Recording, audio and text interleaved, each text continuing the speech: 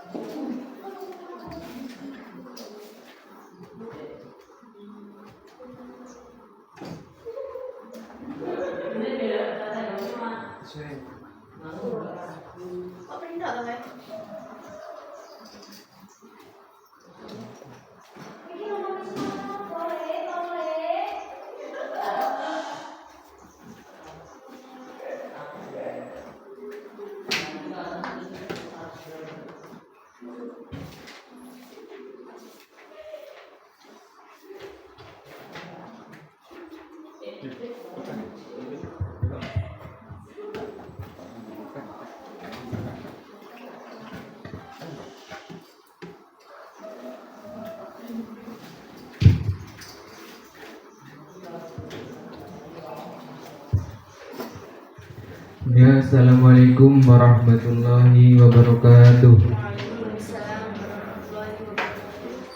Alhamdulillahirrabbilalamin. Wassalatu wassalamu ala asrofil anbiya'i wal mursalin Sayyidina wa maulana Muhammadin wa ala alihi wa sahbihi ajma'in.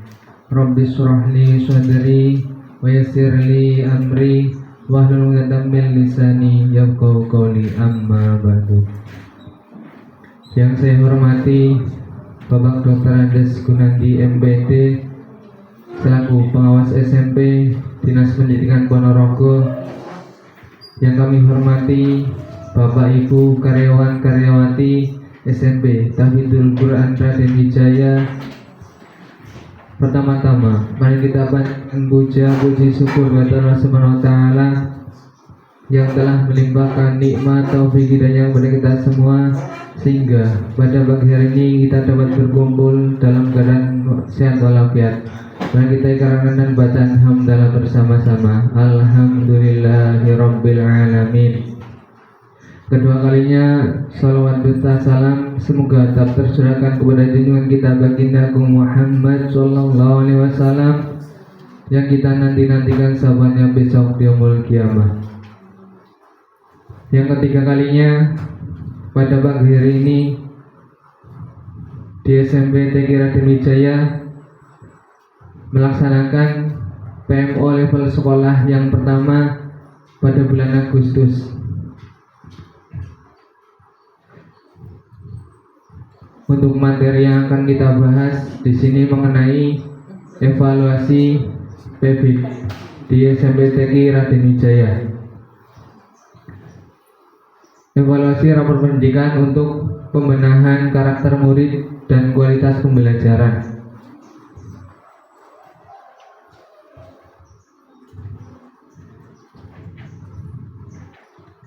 Untuk analisis rapor pendidikan, tinjau rapor dengan sistem warna untuk mengidentifikasi area yang memerlukan perhatian khusus. Klasifikasi aspek yang dinilai dalam warna. Yang pertama ada warna merah, ya, jadi ini warna merah, yaitu masalah yang signifikan yang memerlukan perbaikan segera. Kemudian warna kuning. Warna kuning adalah area yang memerlukan perhatian dan perbaikan. Kemudian yang ketiga ada warna hijau, yaitu aspek yang sudah baik dan dapat dipertahankan atau dikembangkan lebih lanjut. Untuk rapat pendidikan di SMP TK Raden Wijaya, alhamdulillah tidak ada yang berwarna merah, tetapi ada warna kuning.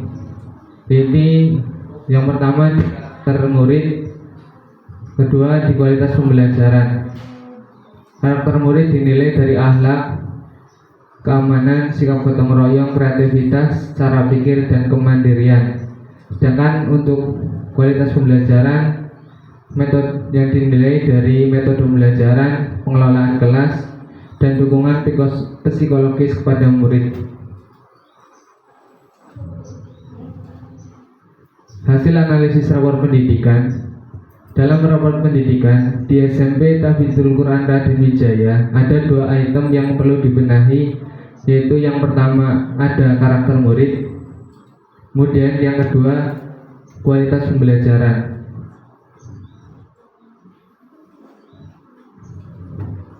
Untuk yang pertama karakter murid, pentingnya evaluasi karakter dalam raport.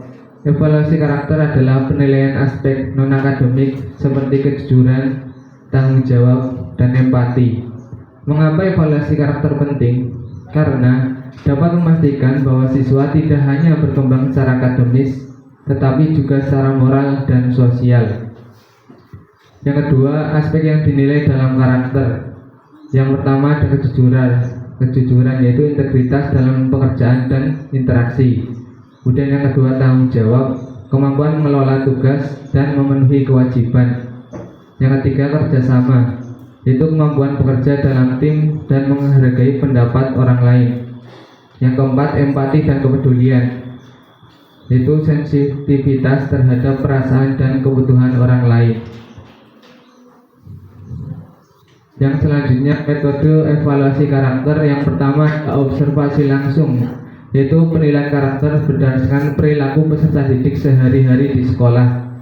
Kemudian umpan balik dari guru, keterangan dan penilaian dari berbagai guru tentang perkembangan karakter siswa. Kemudian penilaian diri siswa, yaitu refleksi siswa terhadap perilaku dan sikap mereka sendiri. Feedback dari orang tua, masukan dari orang tua mengenai perkembangan karakter di rumah. Kemudian yang keempat ada tindak lanjut hasil evaluasi. Jadi setelah dievaluasi karakter, kemudian ada tindak lanjutnya. Yang pertama rencana pembenahan, yaitu strategi untuk memperbaiki aspek karakter yang kurang. Membuat program pengembangan karakter yang dapat mendukung perbaikan karakter siswa. Yang selanjutnya, yang kelima ada tantangan dan solusi. Tantangannya, kesulitan dalam evaluasi karakter dan implementasi dalam rapor.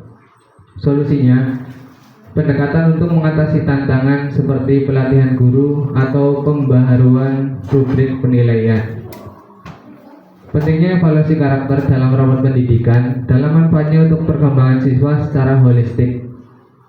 Pendekatan holistik dalam pendidikan mengacu pada metode yang memperhatikan keseluruhan aspek perkembangan siswa, bukan hanya fokus pada pencapaian akademik.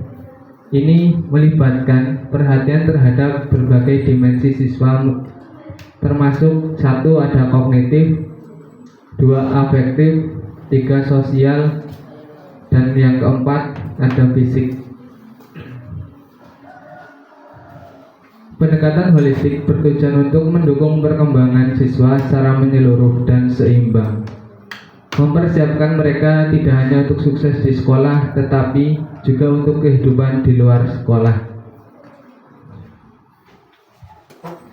Yang kemudian item yang kedua yaitu kualitas pembelajaran, mengatasi tantangan pendidikan dan meningkatkan pengalaman belajar siswa.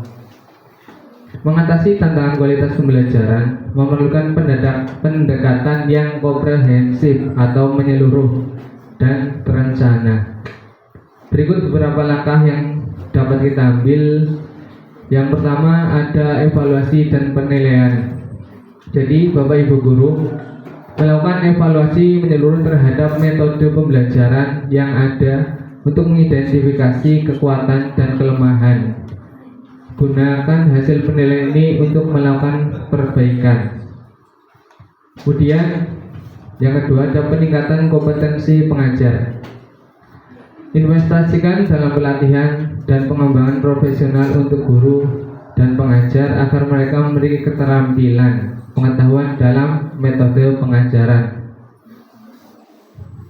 Kemudian yang ketiga penggunaan teknologi.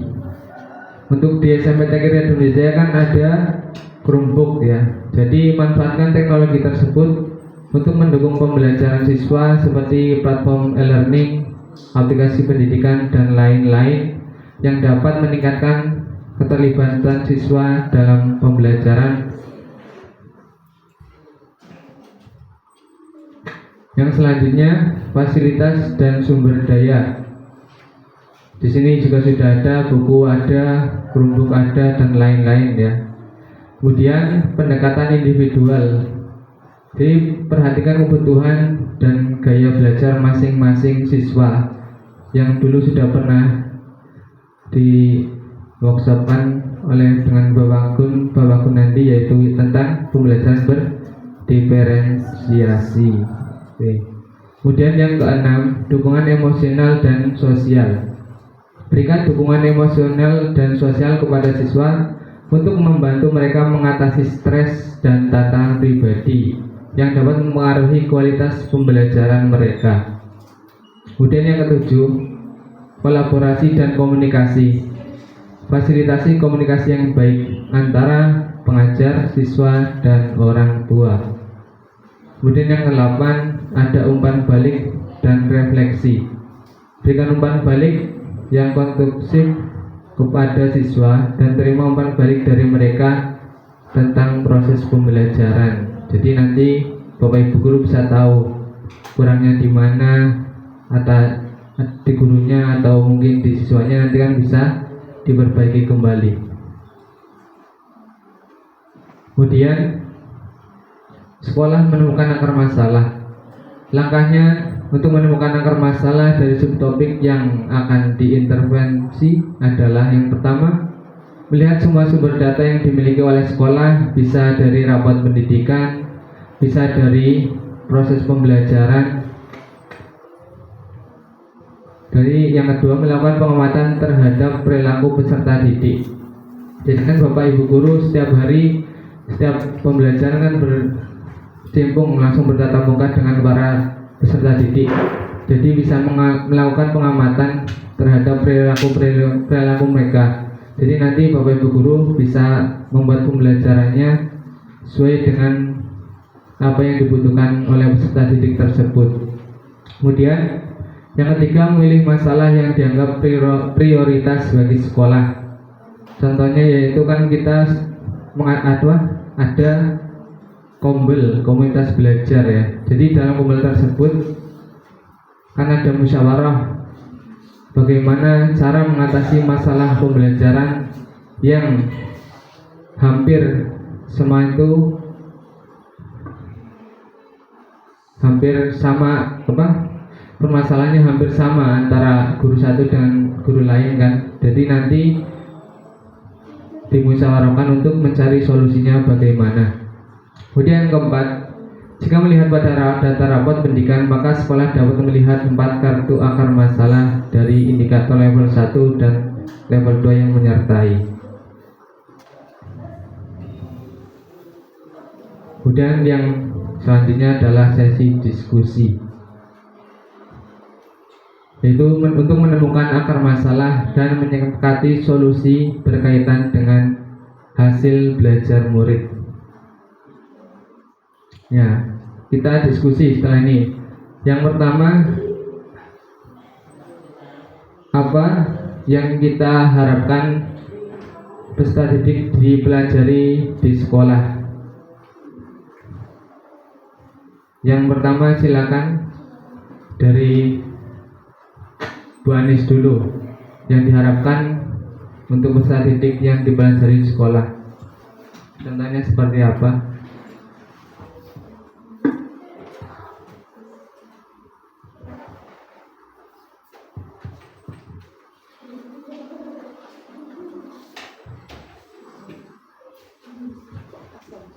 Silakan.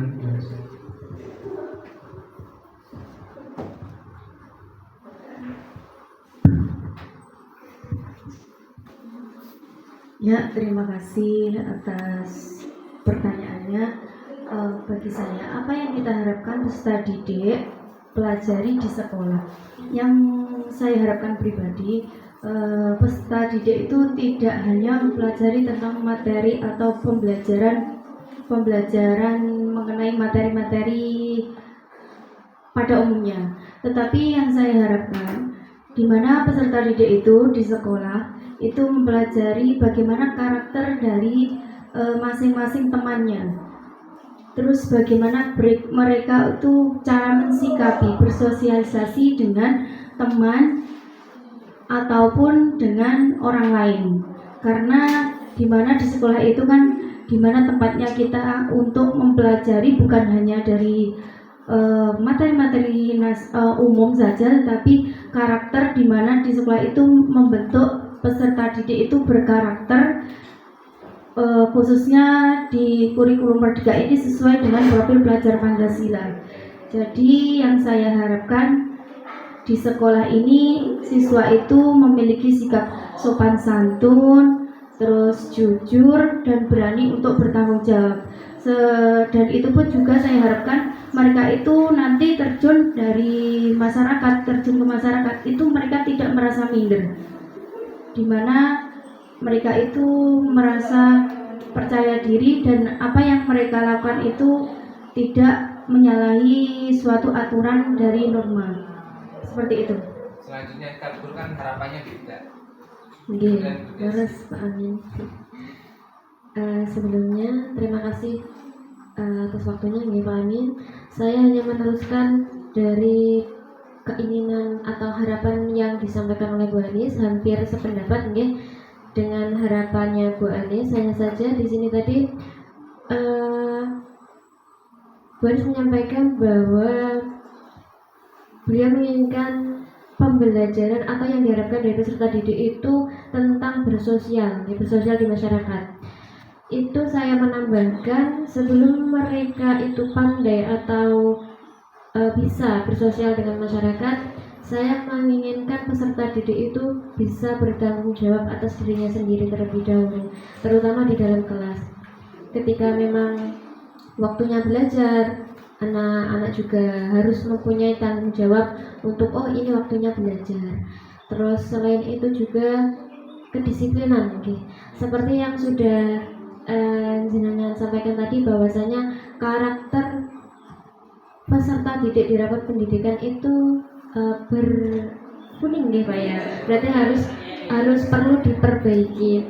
Oleh karena itu dari yang pertama harus dilakukan adalah membentuk karakter siswa. Melalui apa? Melalui kedisiplinan siswa. Kedisiplinan mau masuk tepat waktu, kedisiplinan mau belajar dan lain sebagainya.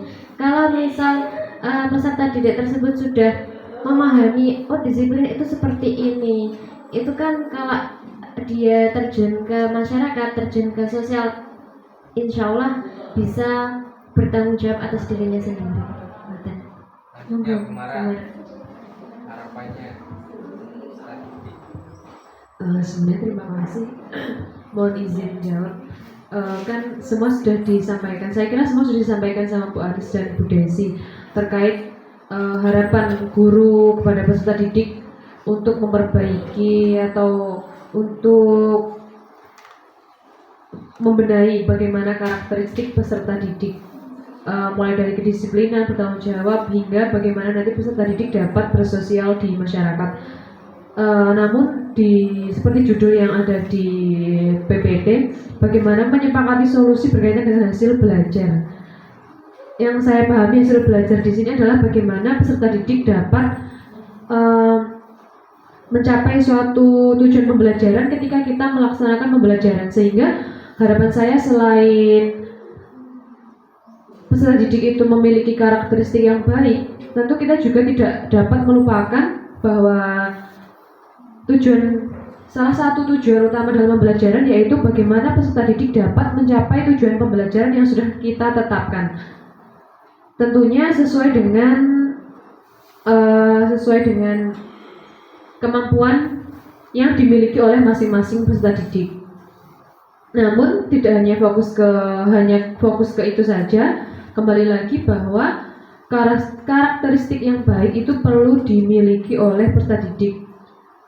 Hal-hal mungkin hal kecil yang dapat dilakukan itu, misalnya ketika masuk, tentunya kita mengawali dengan berdoa. Nah, beberapa peserta didik itu ketika berdoa saja itu sudah mungkin ada yang istilahnya ekstrak atau lain-lain. Nah, mungkin dari hal itu kita dapat menjelaskan apa sih sebenarnya esensi dari berdoa itu apa, sehingga mereka dapat khusyuk, lebih serius dalam berdoa.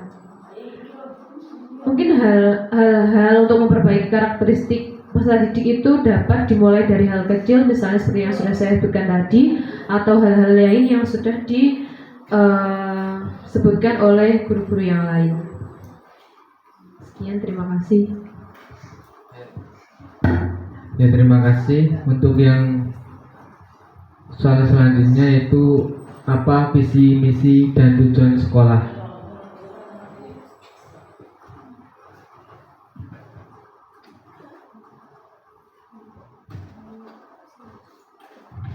Ya, Bu Fitri.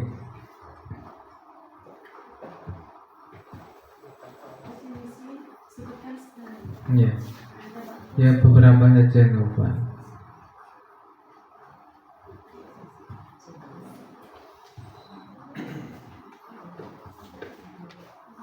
Terima kasih sebelumnya. Saya mau menjawab terkait apa visi, misi, dan tujuan sekolah. Untuk visi dan misinya, untuk visi itu berintak, berprestasi, berwawasan global, dan peduli lingkungan. Sedangkan untuk visinya, saya sebutkan beberapa saja ya Pak. Yang pertama, untuk menciptakan profil pelajar Pancasila yang beriman dan bertakwa kepada Tuhan Yang Maha Esa dan berakhlak mulia melalui sholat duha, sholat duhur berjamaah, berdoa sebelum dan sesudah melakukan kegiatan, dan puasa sunnah, yaitu Senin Kamis. Yang kedua, melaksanakan kegiatan keagamaan melalui peringatan hari besar keagamaan. Yang ketiga, menciptakan pembelajaran yang kreatif, menarik, menyenangkan, dan berkarakter yang mampu memfasilitasi peserta didik sesuai dengan bakat dan minatnya, dan lain sebagainya. Ya, terima kasih. Kemudian pertanyaan selanjutnya untuk apakah sudah sesuai dengan karakteristik sekolah dan harapan kita terhadap pembelajaran peserta didik? Apa alasannya? Saya menjawab Ya. Terima kasih. Apa pertanyaan, apakah sudah sesuai dengan karakteristik sekolah dan harapan kita terhadap pembelajaran peserta didik? Apa alasannya? Nah, itu sudah sesuai dengan visi dan misinya, kan ya? Ya. Nah, dari salah satu visi saja kita sebutkan untuk menciptakan profil pelajar Pancasila yang beriman dan bertakwa. Di situ disebutkan bahwasannya sekolah kita itu kan adanya sholat duha. Ya, Nah, sampai sekarang itu belum terrealisasi. Terus sholat berjamaah pun mengonten, soalnya dari pihak pondok pun untuk berkolaborasi masih belum bisa. Soalnya kalau dari pondok kan jam 12 tepat sesuai dengan jamnya. Kalau kita pakai jam sesuai pondok, itu muridnya tidak bisa untuk masuk ke dalam kelas lagi. Itu saja sih. Ya, oke. Dan untuk selanjutnya ganti Pak Budi dulu. Apa hal yang menghambat peserta didik belajar di sekolah? Terima kasih pertanyaannya. Saya menjawab kaitannya apakah hal yang menghambat peserta didik belajar di sekolah. Ini banyak sekali faktornya itu banyak, dan salah satunya karena siswa itu belum menyadari kaitannya dengan kedisiplinan. Jadi hambatannya itu terkait kalau ini murid itu kurang disiplin dalam hal dirinya sendiri. Hambatannya itu sebenarnya kalau di lingkungan pondok tidak ada masalah, sudah dijadwalkan jadwal untuk ngaji paginya, setornya sudah dijadwalkan dan sebagainya. Nah, kesadarannya itu, kedisiplinannya yang kurang. Kedisiplinannya itu bukan kok kedisiplinan secara global, tapi kedisiplinan pada dirinya masing-masing. Terima kasih. Ya betul sekali. Ya saya menambahkan, memang kan dari pondok untuk setorannya itu kan ada setoran hafalan. Selesainya itu juga jam setengah 7. Ya karena itu berarti masih kurang ada rasa tanggung jawab ya terhadap dirinya sendiri.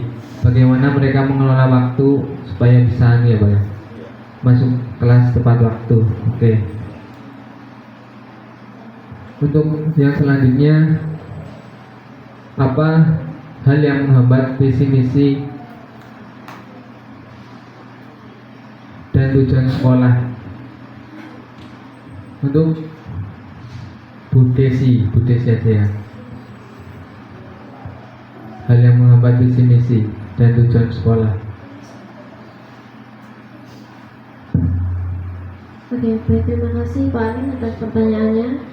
Apa hal yang menghambat visi misi dan tujuan sekolah? Seperti yang sudah disampaikan oleh guru-guru yang lain, juga termasuk Bu Ria tadi, bahwasanya sudah menyampaikan apa visi dan apa tujuan sekolah ini. Sebentar.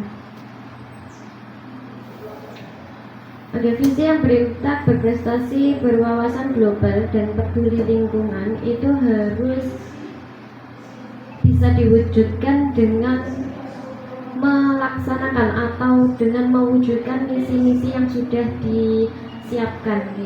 Nah, dari misi yang sudah disebutkan oleh Mbak Ria tadi, ada beberapa kendala yang mungkin kita masih kesulitan atau masih belum bisa mencapainya, atau yang disebut dengan menghambat visi misi dan tujuan sekolah. Salah satu hambatannya yaitu tadi kedisiplinan peserta didik, dan juga selain dari masalah peserta didik, mungkin kualitas pembelajaran yang Bapak Ibu guru sampaikan itu masih kurang menarik untuk peserta didik, gitu. Nah, selain itu juga, selain kualitas pembelajaran yang kurang menarik untuk peserta didik, mungkin masih ada beberapa guru, termasuk saya sendiri, yang terkadang masih menyampaikan materi dengan cara yang monoton,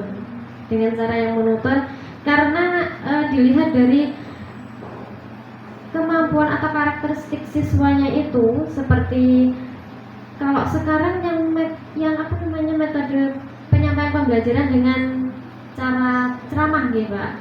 Ini dengan itu mungkin kan membuat anak-anak bosan. Namun beberapa dari siswa atau beberapa dari peserta didik itu lebih memahaminya dengan cara tersebut. Jadi mungkin guru masih harus perlu mempelajari lebih lanjut lagi bagaimana menyampaikan pembelajaran yang menarik. Jadi ada ceramah juga ada, terus ada game juga, terus video pembelajaran juga bisa dikolaborasi seperti itu. Nah, mungkin itu nanti bisa kita perbaiki di Kombel 2024 ini nanti. Terima kasih.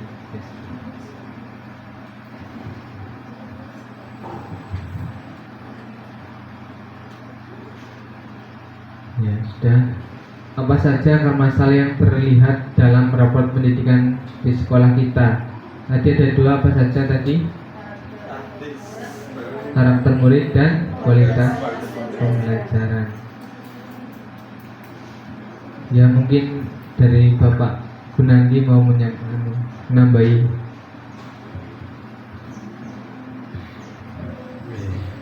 Terima kasih Bapak sekalian hormati. Assalamualaikum warahmatullahi wabarakatuh. Ada beberapa hal yang perlu kita sampaikan kepada Bapak Ibu sekalian. Yang pertama, ketika kita melaksanakan ini adalah evaluasi dan refleksi ya. Evaluasi dan refleksi itu apa yang harus kita bahas itu sebenarnya yang sudah langsung teknis ya. Jadi dan kalau saya lihat itu ini terlalu umum itu. Visi-visi dan sebagainya itu harus ini surat zaman ya. Itu mestinya di awal kemarin. Nah, yang dimaksud di sini apakah sesuai dengan visi misi, apakah visi misi sudah tercapai tidak itu kita tahu. Namanya visi itu dijabarkan menjadi misi itu dijabarkan menjadi tujuan dijabarkan menjadi apa? Tujuan dijabarkan menjadi apa? Untuk mewujudkan program itu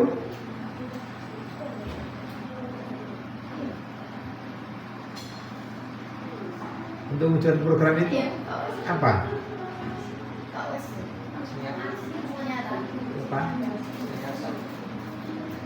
Untuk mewujudkan apa namanya tujuan itu adalah program. Nah, programnya apa? Itulah yang kita evaluasi. Jadi itu the point, artinya adalah programming. Misalnya adalah misi-misi kita tadi sudah sampaikan bahwa Pak. Terus selanjutnya programnya apa yang kita optimalkan pada tahun ini. Nah, untuk membuat program itu kita sudah tahu, yaitu kita harus analisis raport kita yang rendah apa? Tadi sudah sampaikan, yaitu apa? Kualitas pembelajaran dan karakter. Terus kemudian untuk mewujudkan kualitas pembelajaran yang baik dan karakter yang meningkat, apa yang dilakukan?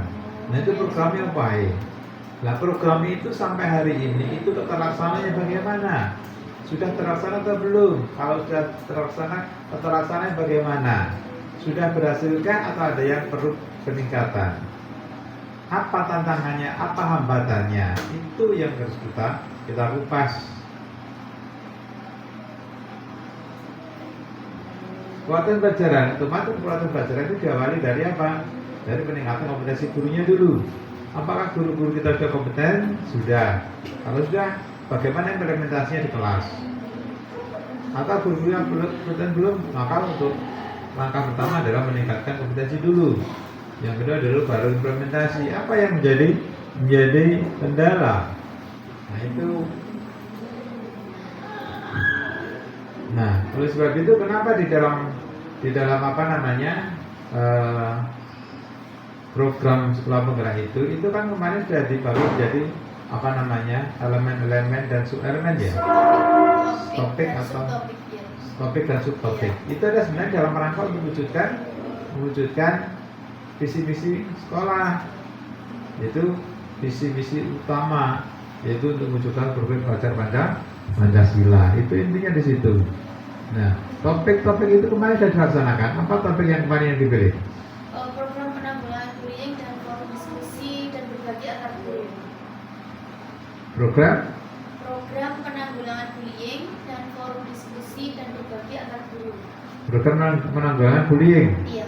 Nah, sekarang pertanyaannya, untuk program penanggulangan bullying itu apa yang dilakukan? Untuk bullying itu kemarin ada sosialisasi penanggulangan. Terus? Sosialisasi, terus programnya itu sekolah ramah anak. Kemudian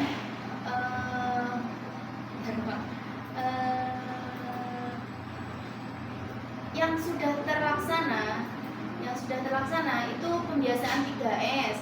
Kemudian dalam kegiatan pembelajaran itu guru menggunakan ice breaking dan juga menciptakan suasana menyenangkan, tapi tidak semua Bapak Ibu guru belum maksimal untuk pelaksanaannya.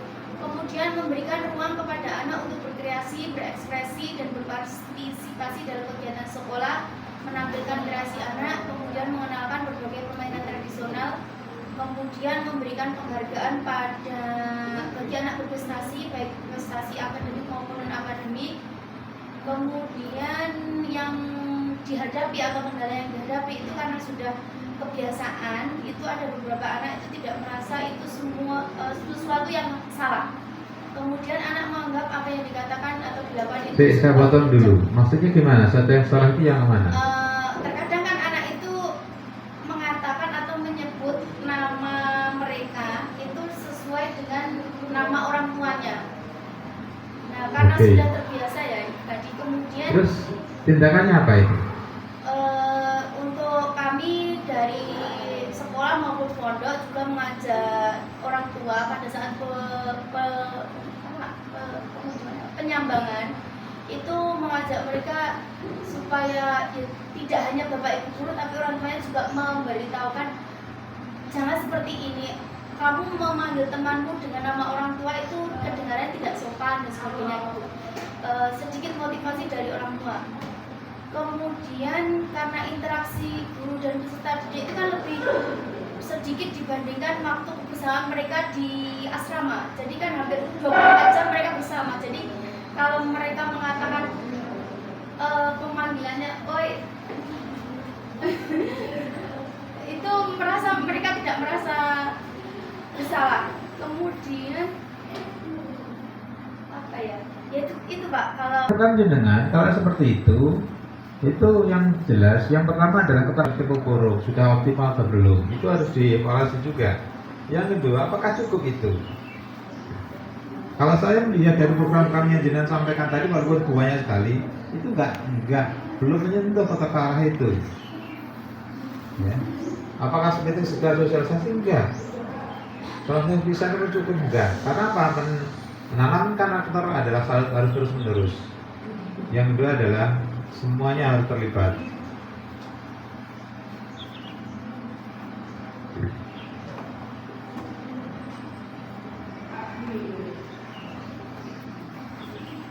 Beri tantangan-tantangan, beri pemahaman. Caranya gimana? Sangat banyak, itu contohnya sederhana saja. Yang pertama adalah beri pemahaman bahwa menyebutkan nama dengan nama yang tidak disenangi itu adalah akan berisiko. Berikan contoh-contoh berita sangat banyak sekali terkait dengan orang yang bereaksi sangat di luar nalar itu hanya gara-gara diberi julukan yang tidak disukai. Sampai dibunuh dan sebagainya. Cari data-data itu. Itu berita itu banyak. Terus nanti anaknya tidak nyaman. Mungkin sekali dua kali diam saja, tapi kalau kita risih itu maka pelampiasan sangat. Yaitu berikan tantangan baik digawainya semacam apa namanya ya, worksheet atau semacam lembar kerja itu untuk memberikan terutama. Itu contoh sederhana saja seperti itu. Nah, evaluasi pelaksanaan itu harus dievaluasi. Ketika dievaluasi apa yang kurang, apa yang belum, yang ternyata pelaksanaannya tidak efektif, maka diefektifkan di tahun ini. Yang kedua, program itu apakah cukup sudah mampu untuk mewujudkan apa tadi, anti bully? Kalau belum, maka harus ditambah lagi. Jadi yang pertama adalah bagaimana mengoptimalkan apa yang sudah dilaksanakan, dan apabila dikira program itu belum lengkap maka ditambah. Tuh. Yang kedua apa? Program apa? kedua Pelaksanaan forum diskusi itu sudah terlaksana. Programnya apa saja kemarin? Untuk mewujudkan forum diskusi apa yang dilakukan? Programnya apa saja? programnya itu membuat Kombelnya Oke. kemarin itu 3 kelompok, kemudian dua kelompok, tapi yang berjalan masih satu dulu karena fokus pada satu kelompok terlebih dahulu. Kemudian karena gini Pak, kendalanya itu yang satu, kita kan fokusnya hanya satu kelompok dulu. Kenapa hanya satu kelompok saja? Karena kelompok yang lain itu bertabrakan dengan tambah jam, dan yang lebih sering berkumpulnya itu biasanya hari yang semester tahun lalu itu hanya hari Kamis. Yang lainnya itu karena Pak Joko, Bu Ruli, Bu Hani dan juga Bu Ria itu kan di sekolah lain. Itu bisanya itu mereka kalau pas ada kesini pas jadwalnya masuk itu bergerak Pak. Terus kami sesuaikan untuk tahun ajaran ini tahun ajaran baru ini kita hari Senin ya Bu ya, hari Senin, tapi itu untuk tiga bapak ibu guru yang sekolah lain itu belum bisa, tapi untuk Mbak Ria bisa tambahan teman. Jadi yang tiga itu belum bisa mengikuti. Nah, begini, yang pertama adalah itu adalah masalah yang berarti bertabrakan, terus ditoleransi nggak boleh. Kalau maunya itu nambah jam di sini, komitmen dengan kegiatan di sini juga. Saya katakan, kombel itu kan hanya nambah 1 jam. Masa memberi waktu 1 jam biasa nggak bisa, nggak logis itu. Jadi nggak mungkin, nggak sampai nggak bisa itu nggak mungkin. Karena itu ini Pak Joko kalian guru itu masuknya harinya berbeda-beda. Jadi Selasa, Rabu, sama Jumat. Kombelnya itu yang memungkinkan. Saya nggak tahu hanya berbeda atau tidak, itu yang jelas adalah itu selama itu bicara pasti bisa.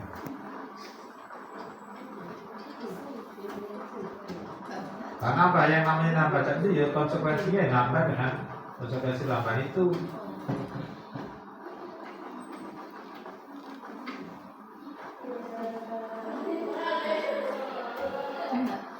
Izin ya.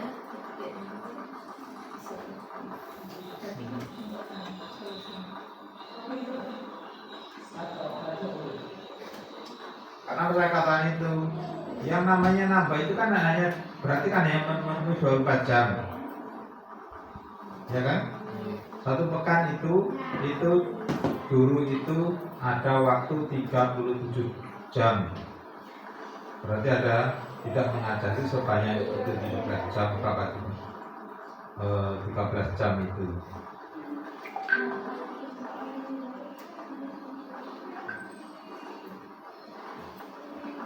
Kalau nggak bisa, cari tenaga yang bisa, ya.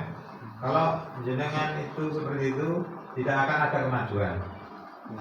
Kalau tidak ada kemajuan, ya selamanya, sekarang nggak akan maju.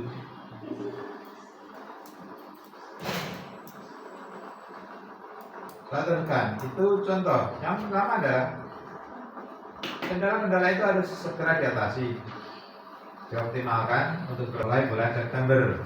Agustus awal kemarin, PMU segera dilaksanakan walaupun tidak ada atau belum ada permintaan dari sana. Jadi PMU itu jangan dipakai sebagai menggugurkan kewajiban PMU, tapi ada kebutuhan.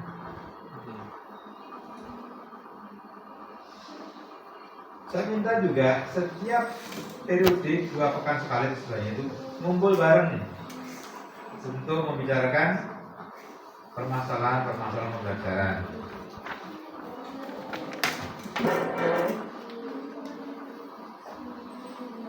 Itu yang kedua. Yang berikutnya untuk kemarin 2 yang dipilih ya. 2 itu yang untuk yang terakhir. Yang pertama itu pembelajaran berdiferensiasi dan digitalisasi pembelajaran. Untuk pembelajaran berdiferensiasi itu setiap guru sudah sebenarnya kemarin sudah implementasi kepada bapak ibu guru yang lain, tapi ada beberapa dari bapak ibu guru mungkin belum maksimal pelaksanaannya. Maksimalnya di mana? Untuk mungkin pemahaman tentang pembelajaran berdiferensiasinya itu kurang begitu memahami. Jadi tahunya yang penting berbeda, tetapi anak itu pembelajaran berbeda, tetapi membuat anak itu merasa tertarik. Tapi tidak semua bapak ibu guru tidak semua guru mapel itu anak-anak merasa tertarik atau merasa bebek. Ya biasa aja seperti itu Pak. Tapi kalau untuk anak-anak itu lebih suka kalau belajarnya itu di luar, nggak harus di kelas kalau materi saya. Tapi untuk yang lain kan semua semua guru tidak sama ya Pak ya. Jadi dibilang maksimal belum maksimal, dibilang tidak melaksanakan sudah melaksanakan. Izin menambah Iya. ini loh. Mungkin yang dimaksud Baris itu pembelajaran berdiferensiasi ketika semua guru itu melaksanakan hampir semua kan mirip-mirip, misalnya semua memakai Chromebook, semua memakai seperti itu. Nah, ada kalanya peserta didik itu apa ya istilahnya? Bosan. Kok semua guru kayak gini? Terus ada kan ketika melakukan evaluasi refleksi itu ada, tapi mereka itu apa ya, suka dengan itu. Nah, ketika semua guru itu melaksanakan pembelajaran berdiferensiasi dengan metode yang mungkin hampir sama, harus berkelompok, harus begini-begini, nah itu ada kalanya mereka itu bosan gitu Pak. Terus satu lagi, kan anak-anak lebih senang karena apa? Mereka itu bisa berselancar, bersosialisasi dengan medsos. Sebenarnya kalau di mapel saya, ini nggak tahu di mapel yang lain. Kalau di mapel saya itu anak-anak itu mau mengerjakan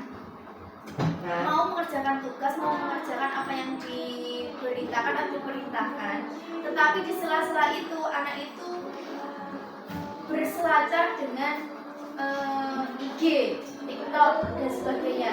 Tapi mereka mau mengerjakan, tetapi ada juga beberapa guru, contoh saja di bahasa Jawa itu merasa terbebani kalau menggunakan Chromebook karena merasa anak-anak itu tidak fokus. Begitu Pak.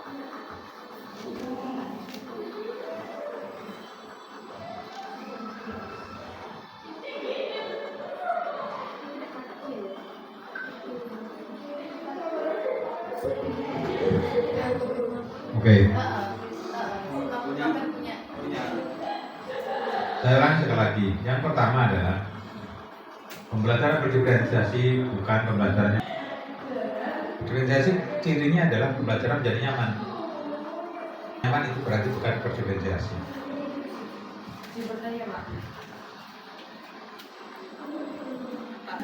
Berarti kalau misalnya dijelaskan harus memakai apa ya, cara yang konvensional tadi, nah, kalau misalnya kita menggunakan cara itu apakah tidak apa-apa? Apakah itu tidak dianggap kita kembali ke masa lalu, tidak di masa kini seperti itu?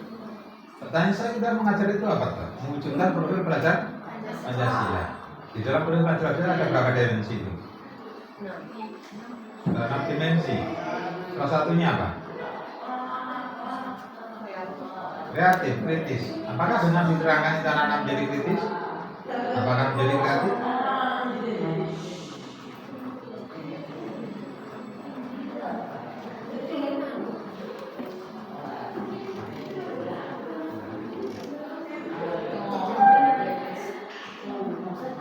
Satu metode gabung. Satu kali pertemuan bisa jadi tidak hanya menggunakan satu metode saja.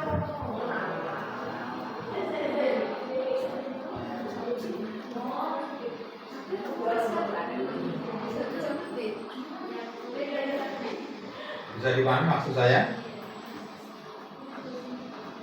Kalau jenengan merangkul anak menjadi kritis nggak apa-apa, berarti boleh.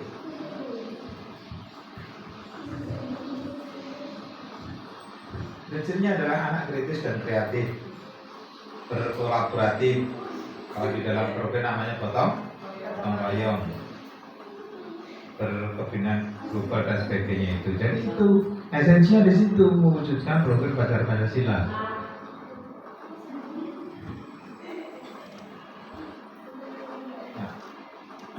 Kenapa anak menjadi bosan? Karena dipakai itu saja. Bukan Chromebooknya yang disalahkan. Chromebook bisa dipakai untuk apa saja bisa. Pada kalau laptop ini apa iso? Menggambar iso, main game iso, kayak apa saja bisa. Saya sampaikan, berilah anak itu tantangan sedikit dari kemampuan rata-ratanya, itu intinya di situ.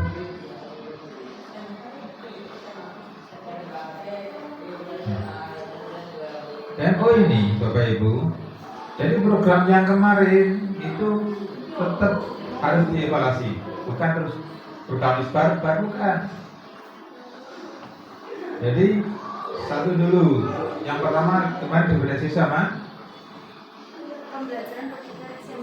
kalau kok Sama digitalisasi pembelajaran. digitalisasi pembelajaran. Padahal itu adalah tahun yang kemarin, Ya, tahun yang lalu. yang tahun lalu. Yang awal. Subtopik yang awal. Terus subtopik yang semester 2 itu tentang penanggulangan bullying sama COVID. Iya, maksudnya subtopik awal itu kan berarti kan tahun 2023. Rapot ini kemarin ke rapot tahun berapa? 2024. Padahal seharusnya kalau pembelajaran digitalisasi itu berjalan efektif, maka pembelajaran akan naik, hijau, tapi si kuning, benar ya? Sebelumnya merah ya, Pak ya? Tapi sebelumnya merah, Pak. Nah, sebelumnya Tapi merah. sebelumnya merah. Jadi itu karena perkembangan, tapi kan belum sesuai harapan. Tapi kalau saya menilai dari tahun-tahun sebelumnya itu di sekolah kami karena berkat apa ya? Iya, sekolah penggerak itu banyak peningkatan, Pak. Ya, saya minta data itu tolong dievaluasi dalam bentuk data ya. Jadi saya jenengan turun tangan ini saya kira cerita kita tenanan apa tapi harus terus data. Presiden di keterlibatan anak dalam bagaimana dan sebagainya ada. Untuk bullying sudah, tapi mungkin rekapnya itu belum. Program bullyingnya dan sebagainya itu. Pak yang menjelaskan Pak. Oke, saya teruskan gitu ya. Jadi itu informasi. Terus berikutnya nanti apalagi yang pertama tadi diferensiasi sama apa? Sama Digitalisasi. pembelajaran. Digitalisasi itu kenapa wajib? Karena digitalisasi dalam kita tidak bisa menghindari. Tapi dalam digitalisasi itu harus berkuliah. Ini kan bisa memanfaatkan misalnya contoh sederhana bisa pakai puisi, pakai tahun, pakai apa namanya aplikasi Google, Google terjemah translate itu bisa untuk bahasa Inggris. AI sekarang banyak sekali AI. Word, terus kemudian menggunakan LMS Google Classroom, menggunakan mungkin apa namanya Gamma, banyak sekali itu. Maka kita harus selalu update itu. Begitu ya? Itu digunakan. Kalau nanti pemanfaatannya apa saja dari sebagainya. Yang berikutnya yang kedua kemarin apa? Yang kedua itu tadi Yang semester 2. bullying dan juga kombel. Bully sama kombel. Iya. Nah, kombelnya seberapa jauh pelakatan tadi? Salah satunya masih satu. Satu itu pun sudah bekerja dengan anu belum? Kemarin memang saya bimbing tuh yang kombel yang pertama, tapi tidak selesai. Artinya adalah belum sampai pada tahapan akhir tahapan. Karena implementasinya saya belum tahu, evaluasinya belum tahu, terus kemudian apalagi tindak lanjutnya. Aktivitasnya apakah sudah situ seperti itu belum? Ketika saya ini baru perencanaan kemarin saya. Nah, yang pertama yang harus dipikirkan adalah bagaimana kombel itu yang satu kombel itu bisa berjalan dengan efektif. Yang kedua adalah bagaimana kombel yang lain yang kedua itu bisa berjalan secara efektif dan menghasilkan karya-karya inovatif. Ini diprogramkan ya itu untuk semester ini. Nah, ketika itu sudah, karena ini sudah masuk ke di tahapan yang ke tahun kedua, maka jenengan harus nambah lagi dua subtopik lagi. Ini monggo silakan didiskusikan nanti saja. Saya ingin sedikit melakukan evaluasi terkait dengan perencanaan pembelajaran yang dikirim ke saya. Ya, saya tidak melihat semuanya, Bisa ditonton saja.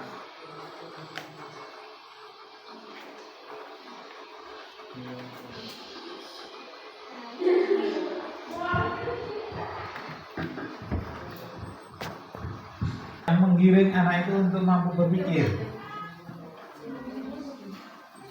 Saya contohkan lagi, berikutnya lagi ini. Please understand text choose, then find the subject and verb use. Ya. Kita kan bahasa Inggris loh.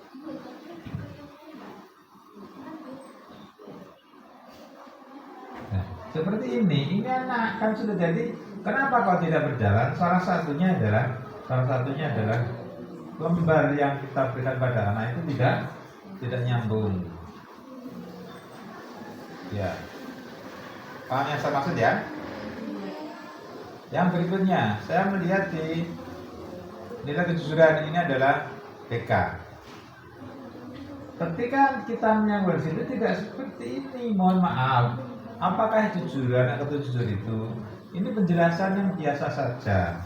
Tidak ada tantangan pada anak, tidak menghasilkan anak kritis.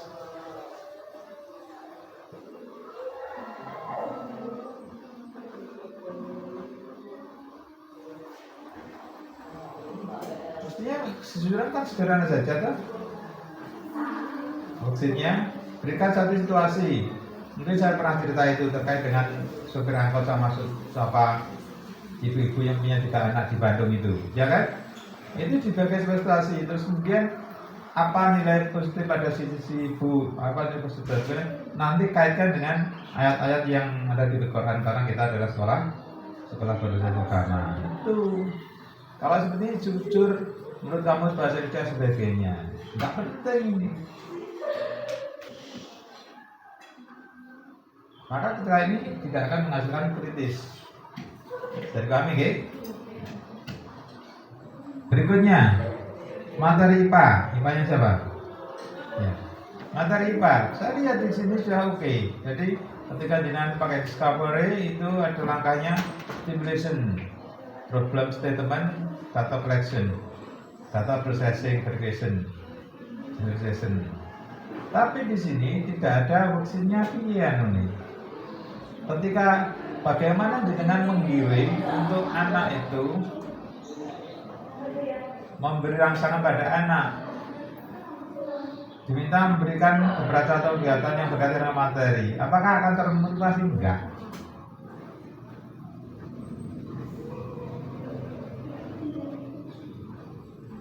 Bagaimana stimulasinya? Sederhana saja, kaitkan dengan kehidupan yang nyata. Saya beri contoh pada di IPA. Ketika jenengan akan mengajarkan di kelas 8 itu ada materi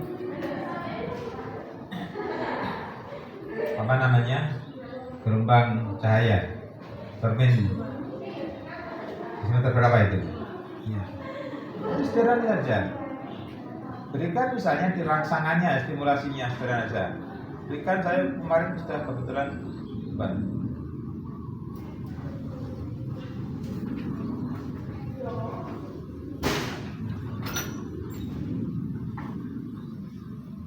misalnya seperti ini. Apa hubungan ini? Kamu saja. Ini keliru, salah. Fotonya yang terbalik ya. Yang tulisannya itu terbalik.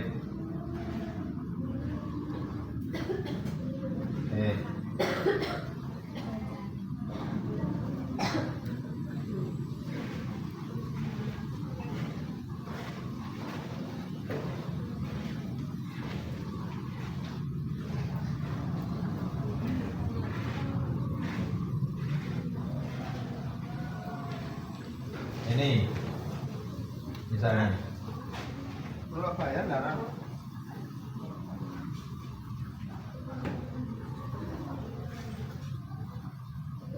di mana lain yang bilang ya wes, gini aja intinya. Anak diberi rangsangan seperti ini loh, ini apa kok tulisannya terbalik.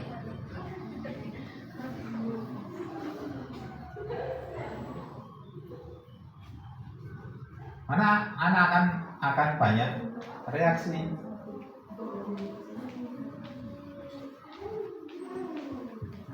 Nah, ketika banyak reaksi, maka itulah pintu masuk kita.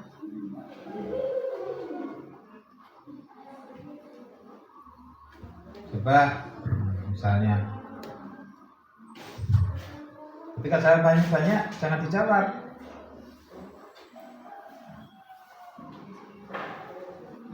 Jangan dijawab. Bagaimana? Ya kampan saja. Ketika seperti ini terus kemudian ayo coba keluarkan itu dari rumah bisa turunnya diomongkan bahwa minta untuk Bapak termin. Ya. Coba foto anak-anak diberi foto itu yang terbalik seperti ini. Kalau dulu nyajari balik toh nyajar. Dulu neng gini kembali apa ora?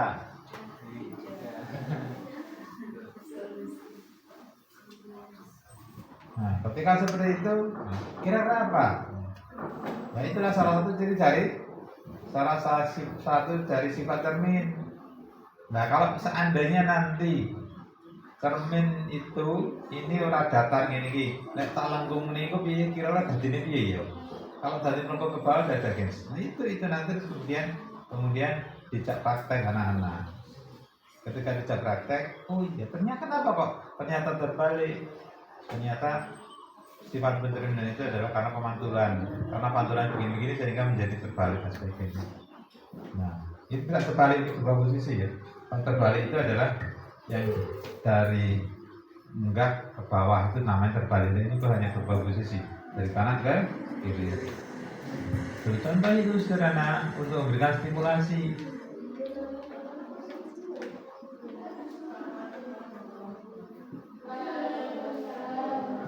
Terus kemudian bagaimana untuk mengidentifikasi salah ini penting ini. Karena ketika terstimulasi maka anak-anak harus memunculkan masalah tadi. Karena dapat discovery itu harus berangkat dari masalah. Masalahnya cuma masalah buatan, masalah real, masalah yang memang betul ada. Kalau bisa di kehidupan sehari-hari. Terus diajak mengumpulkan data. Cara gimana? Banyak sekali lewat survei boleh, pakai pengamatan boleh, pakai percobaan boleh. Namanya mengumpulkan data. Betul-betul data itu kumpulkan. Nah, data kumpulkan pakai berbagai tergantung dari nanti apa yang permasalahannya, apakah lewat pengamatan atau lewat survei atau melewati percobaan, memang baru di bagaimana proses data itu. Data mentah itu kan datanya data mentah. Misalnya pertumbuhan tambah. Ya anak-anak diajak untuk menghitung tiap hari diukur, biro dan sebagainya itu. Terus kemudian di data. Dari data itu terus kemudian diubah menjadi dari data mentah menjadi data olahan, diubah jadi grafik dan lain-lain. Nah dari itu nanti diajak menganalisis. Jadi prosesnya satu aktivitas itu panjang dan anak itu diajak untuk berpikir kritis. Itulah nanti ketika anak itu biasakan seperti itu, maka anak itu ketika akan berpikir harus terbiasa dengan apa? Berbasis data. Itu caranya seperti itu. Nah di sini apalagi di sini tak boleh kawan belas. Nanti yang penting itu adalah kalau saya itu adalah worksheetnya atau medan medianya. Ya. Kalau modulnya itu sebenarnya nggak apa-apa, tapi langkah-langkah menggunakan apa discovery learning, distimulasinya ini di dalamnya nanti gini ketika mengumpulkan data begini sudah selesai. Tapi jangan sampai ini discovery learning dulu ini tambah karo belas, itu mana? Berikutnya, saya beri contoh ini punyanya peserta tadi sudah ya, IPS.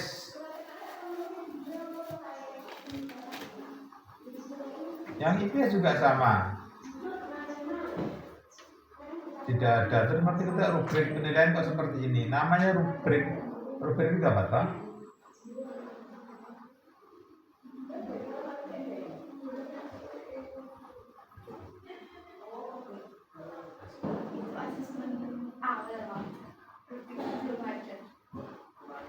Asesmen awal.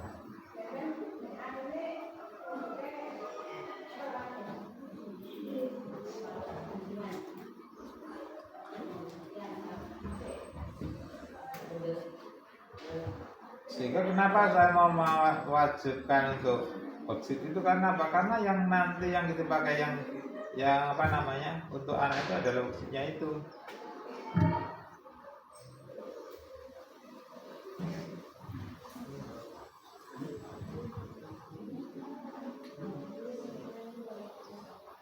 Hello.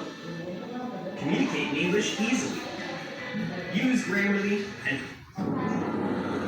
Merupakan negara 7,1 siswa di Indonesia sudah sangat tinggi dan hampir 200 pi menjadi industri komersial mencetak sawah baru dan butuh waktu alih fungsi sawah yang ditetapkan Daulatan Palu.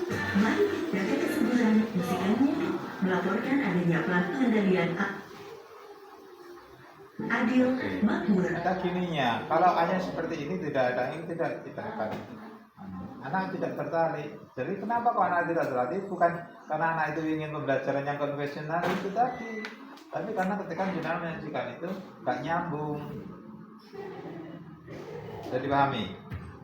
Dan lain-lain saya tidak akan menjelaskan semuanya, sedikit saja itu yang tersampaikan. Jadi tolong itu hal yang itu nanti diperbaiki. Jadi dalam penyajian ke anak itu adalah bagaimana anak itu iso nyambung, iso paham. Bukan kembali ke pembelajaran model lama. Intinya di situ. Oke, selanjutnya masih ada lagi pemanfaatan tadi. Misalnya ambil contoh yang lain, bahasa Inggris misalnya. Nah, untuk anak-anak itu untuk diajak saja misalnya berlatih mengucapkan lafal bahasa Inggris. Pakai ini kan bisa. Tidak harus anak-anak diomongi. Untuk yang Google Translate itu yang bisa diatur kecepatannya itu apa? Nah, ini bisa diatur nih. Jadi kalau yang translate bukan yang ini loh ya. Bukan jenengan cari Indonesia Inggris langsung ini. Indonesia Inggris bukan ini. Bukan ini ya, tapi yang ini. Nah, ini bisa diatur nanti. Normal, lambat, lebih lambat. Ya, misalnya saya contoh saja.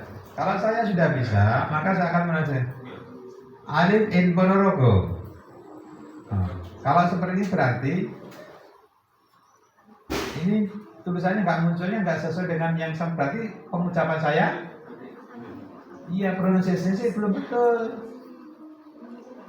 Saya baleni lagi, ya. I live in Ponorogo. Nah, oke. Kalau I live in-nya sudah betul, kalau yang ini karena Ponorogo itu adalah kata-kata asing itu keliru nggak apa-apa. Menyebut nama saya Gunandi, my name Gunandi. Gunandinya salah nggak apa-apa, tapi my name-nya sudah betul. Berarti apa yang saya ucapkan itu pronunciation-nya sudah bisa dipahami oleh orang lain walaupun kaku. Nah, bagaimana kalau ingin anak-anak itu misalnya adalah contoh kelas 7. Kalau kelas 7 itu apa namanya? Kelas 7 dan perkenalan ya. Perkenalan itu misalnya hello, I am Gunandi. Nah, ayamnya sudah betul, Gunandi nggak apa-apa, korennya salah nggak apa-apa. Tapi ini bukan dandani Dewi. Seperti ini, nggak apa-apa. Tapi ininya kan sudah betul. Nah, anak kalau tidak bisa, kon tulis bahasa Inggris di sini, bahasa Indonesia dulu. Berarti ini dibalik. Di sini, ya. Apa tuh bahasa Inggris? Halo, saya Gunandi itu. Hello, I am Gunandi. Nah, untuk latihannya di mana? Untuk latihan pengucapan ini di rumah nih. Hello, I'm Gunandi. Ini kelambat. Kalau yang normal, Hello, I'm Gunandi. kalau yang lebih lambat, Hello, I'm Gunandi. nah anak diminta untuk ayo tirone itu terus. Jadi tidak harus menunggu diwarai guru nih siji percaya ke ya setahun kuwi ora kaisan.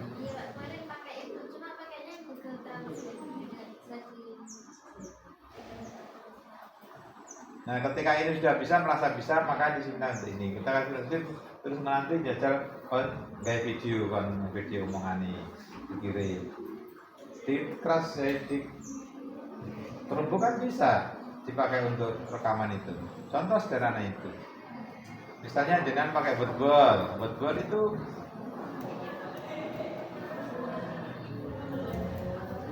permainan, wordball game ini dan sebagainya, pakai Kahoot, pakai Quizzes, pakai banyak sekali, pakai ini di dalam ini juga manfaatkan Classroom, mana Classroomnya? Di mana? Ah ini, dulu ada Padlet sekarang hilang. Padlet, bukan Padlet itu harus di Google, itu namanya apa ya, saya lupa kemarin itu.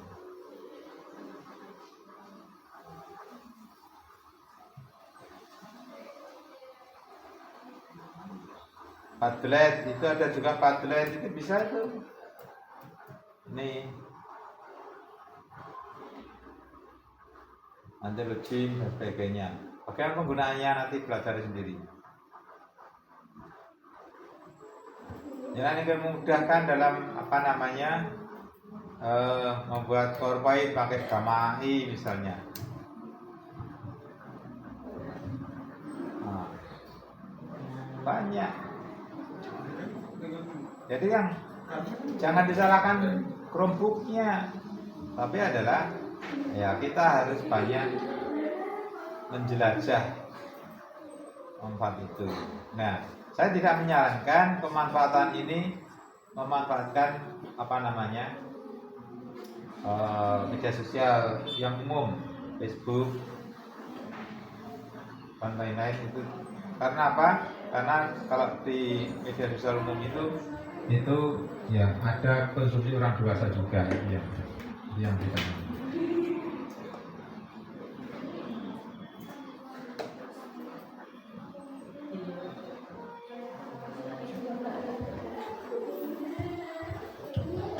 Kalau ingin Facebook yang nanti bisa dikhususkan untuk lingkungan sendiri, itu adalah punyanya Office 365. Itu ada. Jadi kalau punyanya Office namanya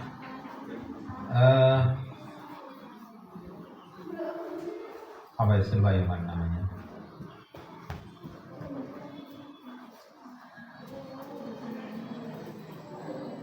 Dan ini insya Allah kita akan kerjasama dengan Office lagi dari Dinas Pendidikan. Muncul ini.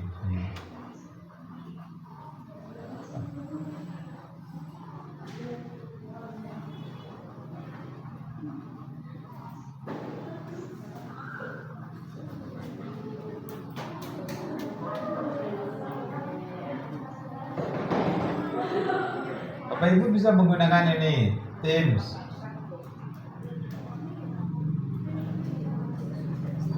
Pakai form, Engage, Stream. Stream ini bisa dipakai untuk video interaktif. Jadi ketika dalam video, di dalam video dengan beri pertanyaan itu bisa pakai stream ini namanya. Pakai Sway itu media presentasi online. Form itu sama dengan Google Form, tapi ini lebih Power Automate itu kali ini untuk apa namanya? Untuk lebih ke arah untuk pelaku misalnya adalah anak-anak mengerjakan itu terus kemudian nilainya langsung bisa terhubung ke orang tua, itu menggunakan Power Automate bisa.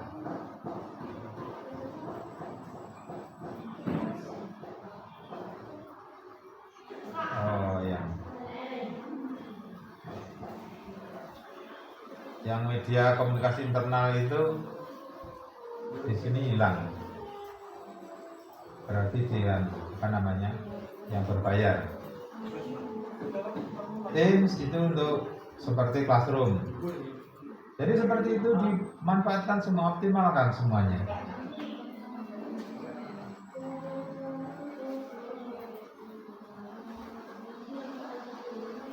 Jadi itu ya dipakai, diulangi lagi untuk apa namanya, evaluasinya tadi apa saja, terus program yang belum berjalan itu diperbaikinya bagaimana, terus kemudian setelah topik 1 bagaimana, topik 2 bagaimana, topik 3 kan sudah 4 berarti ya topiknya. Itu programnya sing memperbaiki apa saja, nambah 2 topik lagi untuk ini. Semuanya harus data sehingga ketika dinasti kita keberhasilannya di sini, kekurang berhasil di sini itu dimunculkan data. Saya kira nonton tambahan dari saya. Mohon maaf saya tidak bisa ikut mengikuti sampai selesai karena saya harus ke Kediri untuk pelaksanaan akreditasi. Itu yang saya akan misalkan hari ini. Welingan saya itu apa? Pesan saya tolong itu di evaluasi lagi, hambatannya apa, tantangannya apa, keberhasilannya apa. Jadi yang dilihat namanya evaluasi itu adalah yang pertama keberhasilannya, yang kedua adalah tantangannya, hambatannya, terus kemudian upaya perbaikannya apa, kita mencarinya apa. Untuk modul atau program pembelajaran saya minta dilengkapi dengan worksheetnya dan medianya. Ketika jenengan memberikan rangsangan stimulasi itu, stimulasinya itu tentunya apa dan sebagainya. Karena apa? Itu akan menentukan apakah itu nanti berhasil atau tidak. Kalau rangsangannya hanya pertanyaan saja, ya wis nggak tertarik bocah-bocah. Contohnya berani. Jadi pemberian motivasi kalau di RP biasanya kan hanya pertanyaan, nggak tertarik. Saya kira nonton. Maaf, saya langsung kita pamit ya. Sekian, assalamualaikum warahmatullahi wabarakatuh. Waalaikumsalam warahmatullahi wabarakatuh. Ya, kami ucapkan terima kasih kepada Dr. Andes Gunadi MPD yang telah meluangkan waktunya untuk datang ke SMPTN Raden Wijaya. Semoga untuk kedepannya nanti masukan-masukan dari Bapak Gunadi bisa kita laksanakan. Dan nanti setelah ini akan ada pemilihan subtopik untuk yang mau untuk level sekolah selanjutnya mulai Juli sampai dengan Desember.